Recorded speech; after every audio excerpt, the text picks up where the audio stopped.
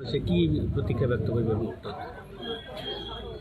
মই ভাবোঁ যে অসমৰ মাননীয় মুখ্যমন্ত্ৰী ভয় খাইছে আৰু যোনে ভয় খায় তেওঁ হাৰি যায়।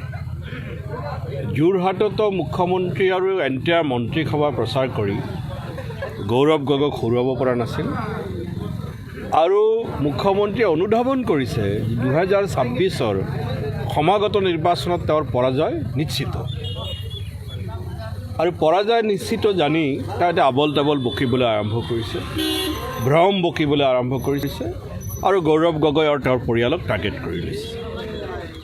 ইতিমধ্যে যিটো ৰাকেশ পাৰৰ সৈতে তেখেতসকলৰ প্ৰয়াত মুখ্যমন্ত্ৰী তৰুণ গগৈ ডাঙৰীয়াৰ ওপৰত পঢ়া নাই সেইটো সম্পৰ্কত মন্তব্য দিব নোৱাৰিম। পঢ়াৰ পিছতহে ক'ব পাৰিম, কাৰণ মই এইটো কি আছে কি নাই কালি এছেম্বলিত যিহেতু মই মেম্বাৰ নহয় এছেম্বলি লে কৰা বুলি শুনিছোঁ, কিন্তু নপঢ়া ৰিপৰ্ট এটা মই ক'ব নোৱাৰিম। ৰঞ্জন দৈমাৰী NDFBৰ সন্ত্ৰাসবাদী নেতা তথা তেখেতৰ ফলোৱাৰ্ছসকলক ইতিমধ্যে জেলত ভৰোৱা হৈছে আৰু অখিল গগৈয়ে ইয়াক সমৰ্থন জনাইছে উলিয়াবলৈ।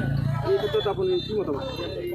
চাওক, ৰঞ্জন গগৈয়ে যি অপৰাধ কৰিছে এটা হ'ল যে পলিটিকেল ডায়লগ, সেইটো এটা বেলেগ কথা।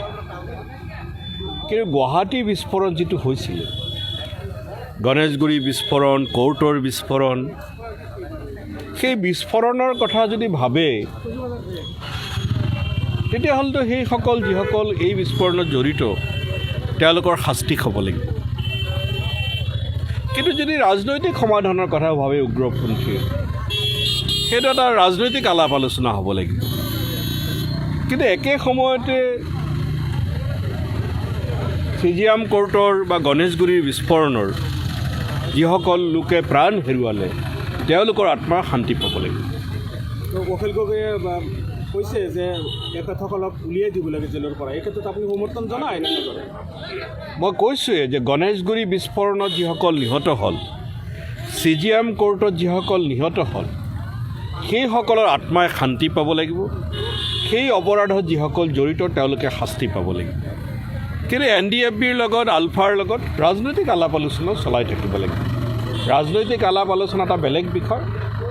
আৰু মইতো ভাবোঁ যে অকল গণেশগুৰি বিস্ফোৰণেই নহয়, ধেমাজি বিস্ফোৰণতো যিসকলে প্ৰাণ হেৰুৱালে সেইসকলৰ আত্মাই শান্তি পাব লাগিব, তেওঁলোকে ন্যায় পাব লাগিব।